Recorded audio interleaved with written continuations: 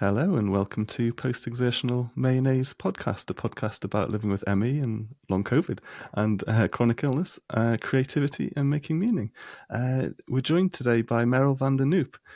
Merel is the music director for the long COVID choir and the long COVID kids choir.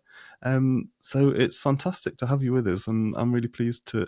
We've been sort of planning this for a little while, and sort of life gets in the way sometimes, doesn't it? So it's brilliant to finally catch up. So thanks for joining us, Merel. Well, thank you for having me on and for asking me to do this. It's really No, wonderful when people reach out. yeah, no, thank you.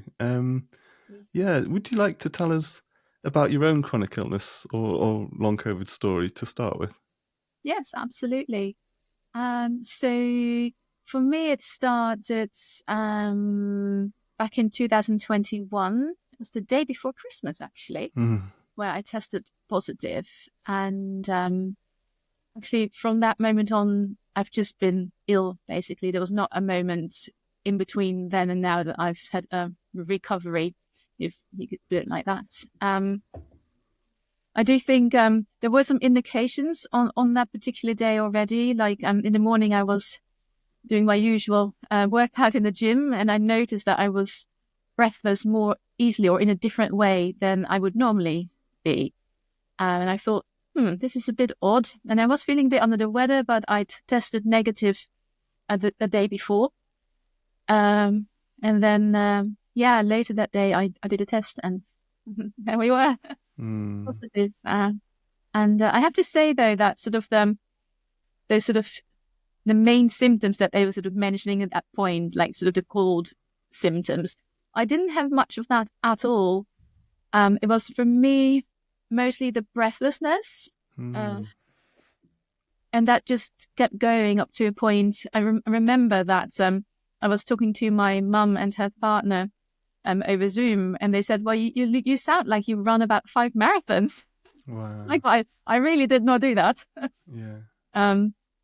So that was an indicator, which eventually, like, it resulted in having paramedics come around on the 5th day into the infection.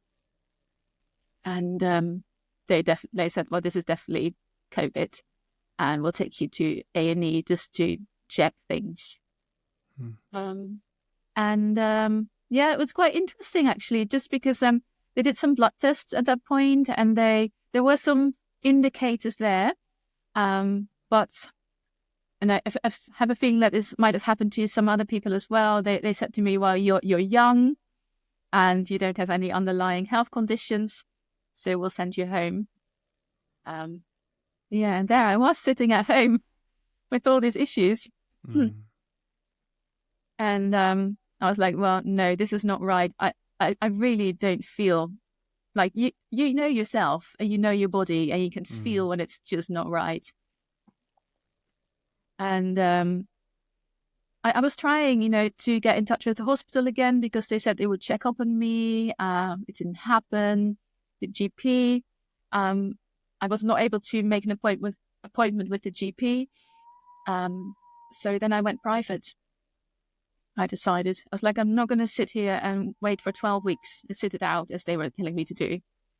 And I think also because at that point, there was already more out there about long COVID, and that I knew people who had it. In fact, a lady who comes to the long COVID choir, but who at that point was in the choir that I was leading, which was the London Transport Choir. Oh, wow. Yeah, and she had been a member of that choir for a long time, and I remember that she fell ill with COVID, and it hit her incredibly hard. So I guess because I already had sort of that image and that experience, that I felt like, well, I'm not going to wait until. So, and I think that has been the best decision I could have made. Not for my savings, I can tell you. Yeah.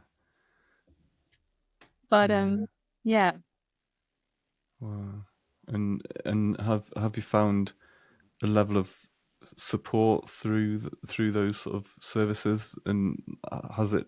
I guess I'd be interested to know if it's made a difference, if there's things that have helped. And we don't tend to kind of like give advice on this podcast and things like that. But I'm just interested in terms of what sort of things that they've been kind of like suggesting or advising or prescribing or whatever. Because obviously with ME, there's very little that kind of can be sort of prescribed, within the usual kind of like mechanisms. So have you found help sort of through those channels? Definitely. Yeah. So um, I feel that with the cardiologist that I've got, she's a long COVID cardiologist. I guess we can call her that. Mm-hmm. She's doing research as well, but she looks she looks beyond the heart issues that I've got because of like through COVID. She looks at the whole picture, and she always thinks with me. And I always feel that she's advocating for me. So if there's recently I've had other issues as well, and then she writes a letter and says she needs an urgent referral for something, and then it just happens. So that's been an incredible support, and because of that, then the GP then also is I don't know, it feels so wrong in a way, but because I've got evidence, they're more likely or willing to do something. Um, Interesting. Yeah. yeah, and part of So. it has been like dysfunctional breathing help with that. So I had like about 3 or 4 months, and I went to see someone to help me get to work with that. Interesting. Yeah. Yeah.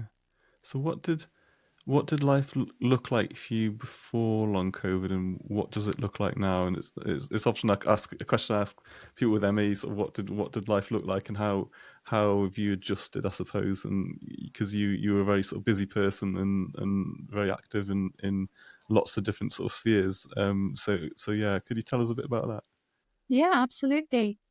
Um, well, as a freelance musician, I was doing lots of different types of jobs, which I absolutely loved. Mm. um, yeah, it's one of those things that as a musician, you sort of work out where your strengths lie, I guess. And some people are more, keen and more stronger and in solo performing, for example. But I always felt that collaborating was my thing, as well as teaching. Um, so yeah, I was busy leading choirs, teaching in a school near to where I live. Um, I was in a duo with a violinist who I'd go on cruise ships with to do concerts on Wow. cruise ships. And just really enjoying it because music gives you such a buzz, Mm-hmm. such energy. And then as a sort of a way of dealing, it wasn't, I wouldn't say that it was stressful, but, in anything that, when you're busy, that there is a certain amount of stress or tension. And a way for me to release it was actually doing lots of work. Mm. I was in the gym a lot. Mm-hmm. Yeah. Yeah. Yeah. Yeah. I really miss that. Yeah. Really do. Yeah. And now do you still manage to work, or is that all kind of gone kind of to the wayside? That's an interesting question in terms of that. So performing work, I don't do anymore. Mm. I try sometimes here and there, but it just because I've got this. You still have that feeling inside yourself that you desperately want to do it, Mm. and then sometimes I give in to it, and then I try, but it just takes up so much energy. I just crash afterwards, and it's almost not worth it then. Mm. Um, Mm. but I have because of where I live, the school is quite nearby. And so I am doing a bit of teaching there because it's sort of, you know, it doesn't, it's all about managing that energy envelope. So it's Yeah. not too far. So I can sort of spend a bit of energy on getting there. Then I take a bit of a break, then do it with teaching, take a break. and they're very flexible, so I can sort of arrange it as I want. But it's not as much as I used to do at all. It's such a challenge, isn't it, for people? Yeah.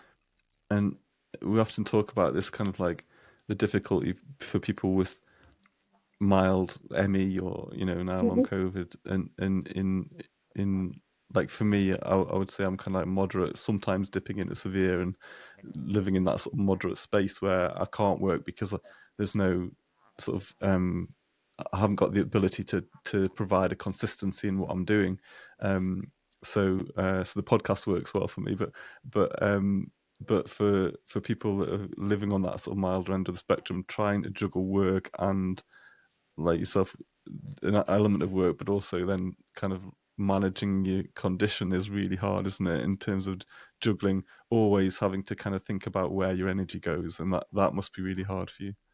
I think you've put it really well. That's exactly what it is like, actually. Yeah, absolutely.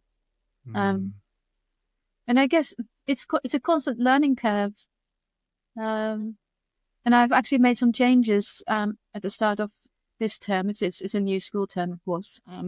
That I was trying out something last term because I desperately wanted to do it.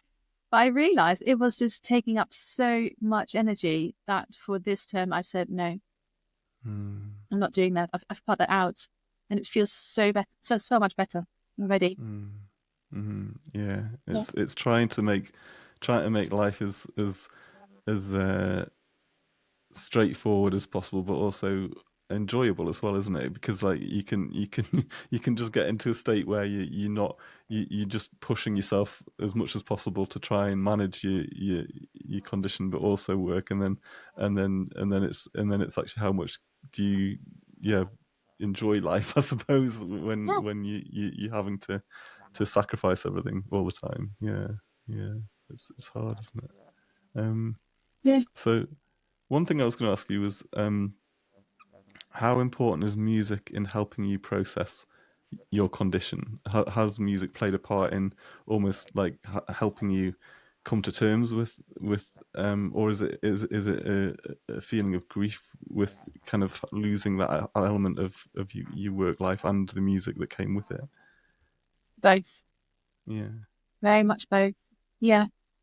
Um. So it has helped me in a way that I'm trying to think how to describe it. Leading the choirs in that way, it's helped me a lot because I feel in that way I'm still in touch with that creative side of myself, and it's not a it's not nothing compared to a performing job, but you are in that sort of creative mode, and in that 45 minutes or 50 minutes you are having to on the spot create something, which I think that really helped me.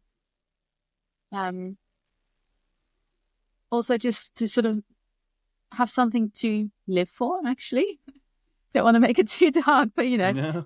definitely in the beginning I definitely had some really dark thoughts, and having those choirs to having to prepare for it within the energy envelope that I had or have, gave me something to live for, basically. Yeah. Yeah, it's interesting. I feel the same about making the podcast because it gives me that focus, but it's mostly manageable as well, which is good. And Yeah. it's finding things that give life meaning, but also that are management. Yeah, like you say, within that energy envelope that you can kind of like manage. And no, that's brilliant. And do you want to tell us about how the long COVID choir came about? Like, what was that your idea or somebody else's idea, or how? What kind of like where did the kind of sort of the initial kind of like sort of idea come from? So the long coat choir, the idea came from some other people, so not from myself actually. So this was Claire Hasty, and she formed it together with someone else back in March 2021. And so it's been running for quite some time, actually. and Claire had long COVID herself as well, and the lady who she ran it with as well, actually. And the way that I got involved was actually through this choir member from the choir that I used to run before I was ill, who has long COVID too, Maddie. And I remember that in the first 3 months of me being ill, she was already like messaging me saying, like, you should come to this choir. You're gonna love it. And I was like, no. I just couldn't. My brain was so like, I just couldn't take anything. It's much better now, but anything could trigger a crash, or I couldn't like light or loud music or anything. I couldn't take it. And then I was constantly in a stress situation, like a lot of PTSD as well, like little things that I thought, this is so weird. But anyway, so that sort of prevented me from going along at that point. But then, a little bit later on, I was like, okay, I'll join as a participant. And really, in the beginning, I hardly did anything. I just sat there and listened for maybe 20 minutes, and then I logged off again. But then, and then at some point they said, the lady who was the music director at that point, she then left to do other things, and then they were looking for someone to lead it. And then I said, well, I can do it. Yeah. And that was in June 2022, I think. Wow. Yeah. Yeah. And so what does it look for people that aren't aware of the long COVID choir? How would you describe it, and what does it look like, and how what shape does it take, I suppose, when you have those sessions? Yeah. So it's a community, in a sense that for about 45 minutes, but the session is 45 minutes long, but you don't have to be there for the whole 45 minutes. But within that time frame that you're there with other people who are going through a similar experience, but are coming together because of a love for music, and in particular singing. And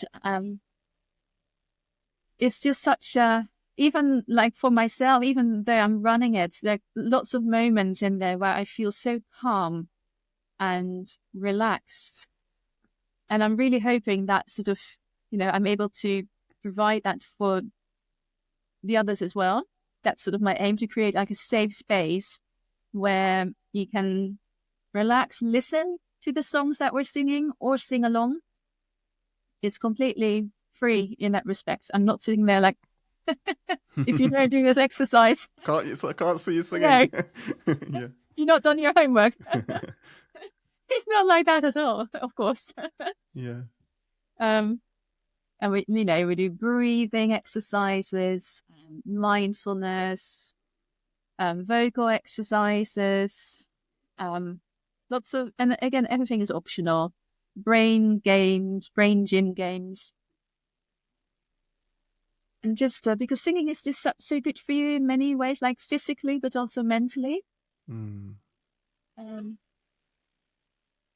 Yeah, and then at the end, there's also the possibility to stay on for a little bit longer for a chat if you would like to.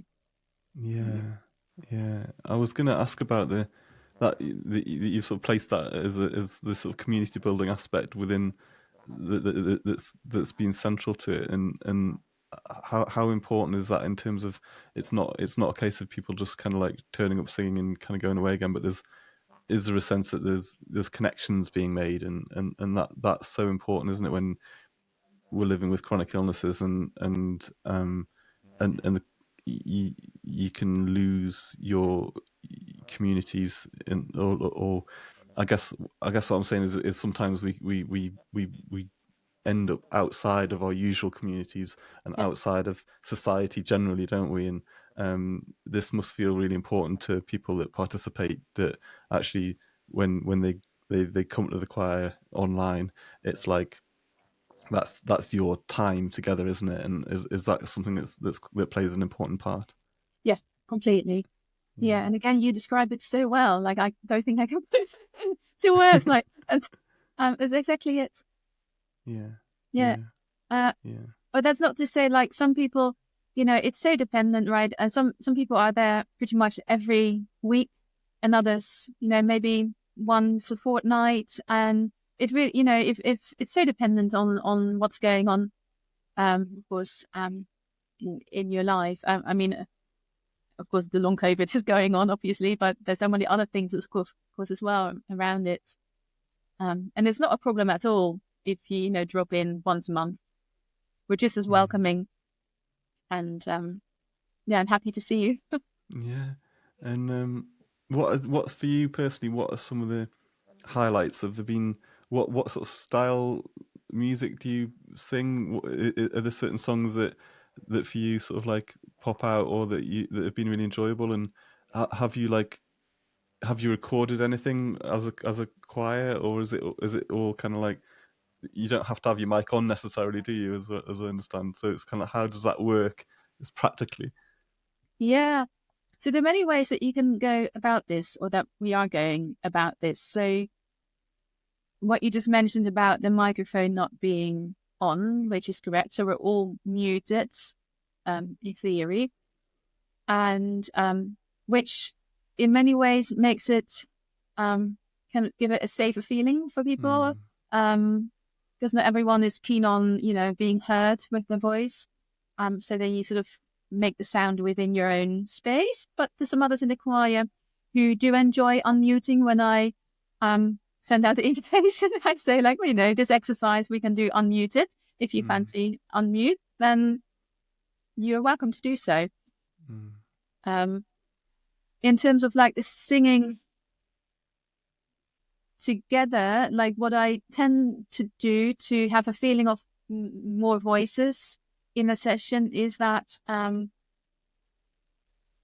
so that the two ways that I go about this. So either we do a round where I record myself singing it and then I layer it. So, mm, then I've got that one single recording of myself and I can put that into the editing like a little bit later, and then again a little bit later, and then you get a nice mm, round, and then people can sing along to that.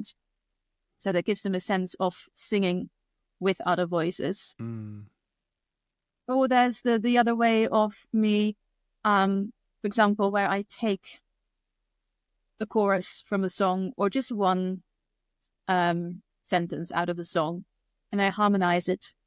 mm, That works quite nicely as well. So then we've got the recording as a harmonization, and then again people can, wave in and out of what they want to sing with it.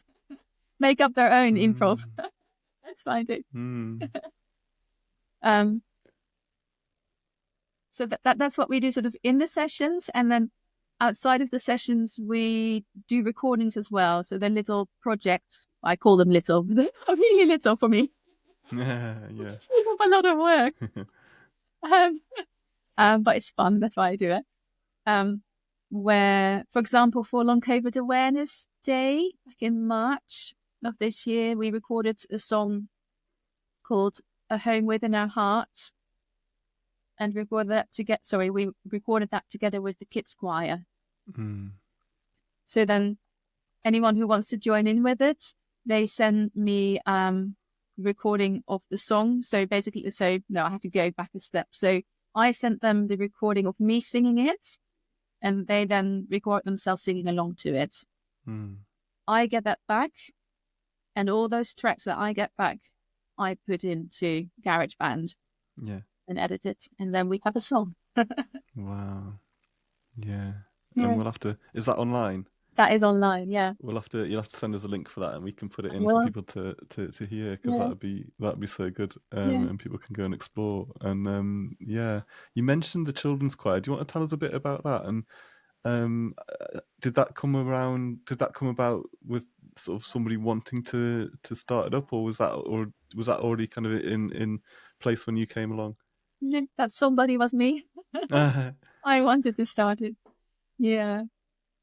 That was also not long after I fell ill, actually, because at least for the first 6 months, I was at home, like couldn't do anything really. I tried some things to do, but didn't work out very well. Um, so yeah, I think at that point that must have been in February already, February 2022 or March even, where I started following a few long COVID related Instagram accounts, including long COVID kids.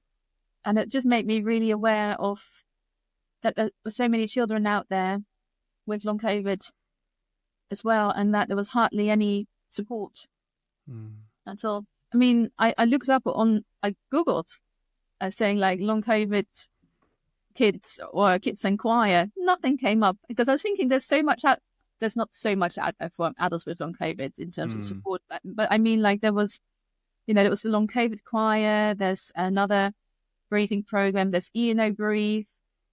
Scottish Opera has a brief program.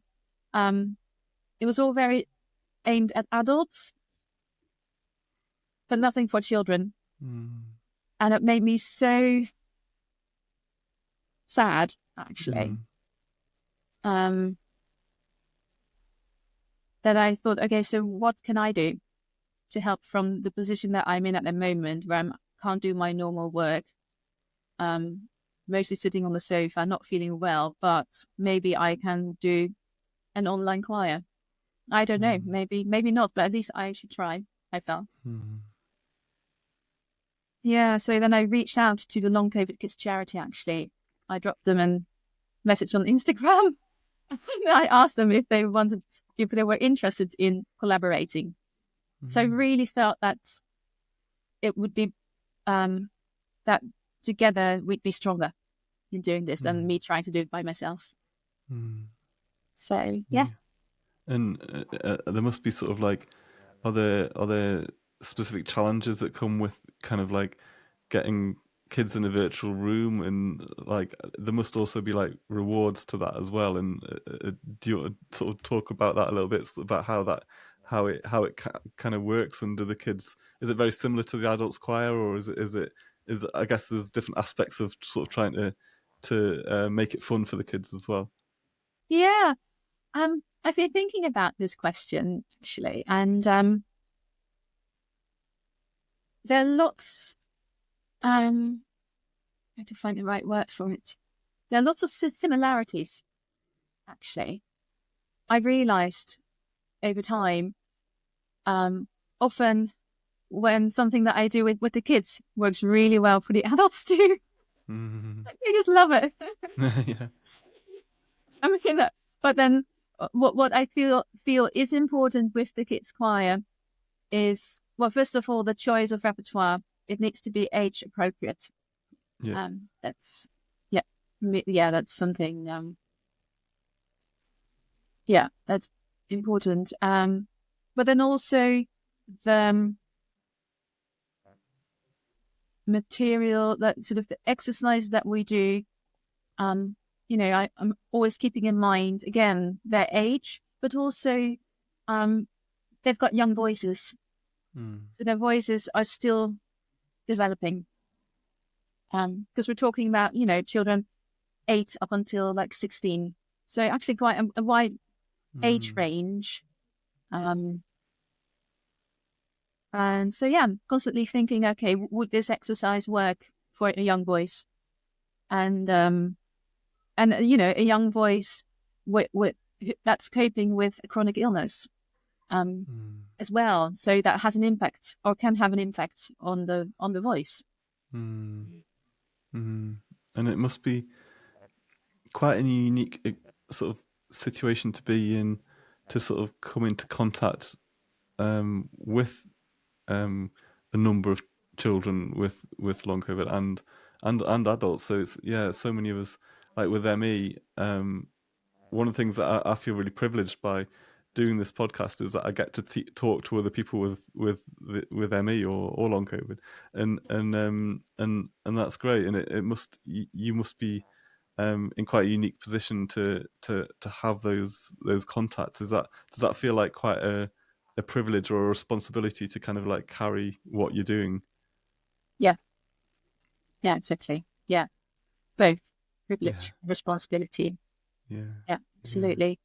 Um, and yeah, something that suddenly came up when you were talking about this was like, we're all there, whether it's the adults choir or the kids choir, um, with that one thing that binds us, which is the long COVID. But we all bring so much more. Like, all those adults, all those children, they all have, I don't know how to put it. Like, yes, we have long COVID, but it's almost like it defines us, but also it doesn't. I don't know. I don't want to, Yeah. like, we all have a history, whether, in things that we used to do before we fell ill, or that, interest that we might still have or have developed. And it's all being brought to the sessions, in different ways. Sometimes we talk about it, but it can also be shared in a different way, Mm, through a song that we're singing, for example. mm, Um, yeah, to address certain feelings or emotions. mm. Mhm. Yeah, so it can be quite an emotive process as well, can't it? Yeah. And therapeutic as well, I guess. Yeah, What? yeah, yeah. It's Yeah. good. Um, if if people would like to get involved, how do they access the sessions, and what? How do they go about that? Um. So the long COVID choir, you'd have to go to the long COVID support website, where the choir now has their own page, web page. And they used to have a separate website, but they've sort of now merged with them. Well, they were already sort of part of the long COVID support Hmm. group, but this sort of now they're on the website now as well. And I think it's like you then sign up, and then you get sent an email with the book Zoom link. Mm-hmm. And the kids choir is similar. You just have to go to the long COVID kids website, Mm-hmm. and there again, there's a choir page. And Yeah. then, but you book for individual sessions, so it's not like you have to, book for 4 or something. Just one by one. And there's, again, as I said, like, if you've been to one, it doesn't mean you have to come to the second one or the third one. Hmm. You just come whenever works for you. Yeah, and it must be different from a standard choir where you kind of get people come along every week, whereas you've got a mixture of different people dropping in and out because of the nature of the illness and how it can impact you on energy levels and things. So yeah, it must be Yeah, interesting having a different combination each time as well. yeah, Um, yeah, true. that's good. Oh, and I have to add on that different combination also. We have a lot of pets joining in, especially with the adult choir. Cats, Just getting in lots of front of them. cats. They appear on the screen and they just sit there, or they fall asleep. And dogs, Yeah, cats and dogs. that's good. That's brilliant. Yeah, so that they can come along too. Yeah. Um, is there anything else you would like to add before we finish? Um, I just want to think. Not necessarily. Only I think give the choirs a follow on social Yeah, media. Just yeah. share it. Yeah, and we'll put the links for the websites on Yeah, our show notes and description. And if people want to kind of go and explore and yeah, kind of join in, and it's good to know you don't necessarily have to have the most amazing voice to join in. It's like yeah, for anybody that wants to or is interested, kind of just yeah, it's all about just experiencing it, I suppose, isn't it? yeah. And And the I'm always benefit. sorry, go. No, I was just gonna say the health benefits for you, sort of your breathing and all that sort of stuff that comes with it. Yeah, exactly. Yeah, and I guess also, what I'm always trying to do is just have a wide variety of genres, because I know that we all have different like favorite types of songs that you like to Hmm. sing. So really, it can be anything from musical theatre to pop songs to folk songs, some classical music as well. Just a Hmm. real mix. So hopefully, there's always something there. that someone enjoys. Yeah, so it's really diverse. So Yeah. yeah, that's brilliant. Well, yeah, thanks so much for your time, Merrill. It's been lovely to catch up in the end, and yeah, and just to chat about the long COVID quiet. So yeah, people do. If you're watching, listening, and would like to get involved, yeah, go and explore the links that we'll put in the notes. And thanks for joining us. Thank you so much for having me. It's been really lovely talking to you. Cheers.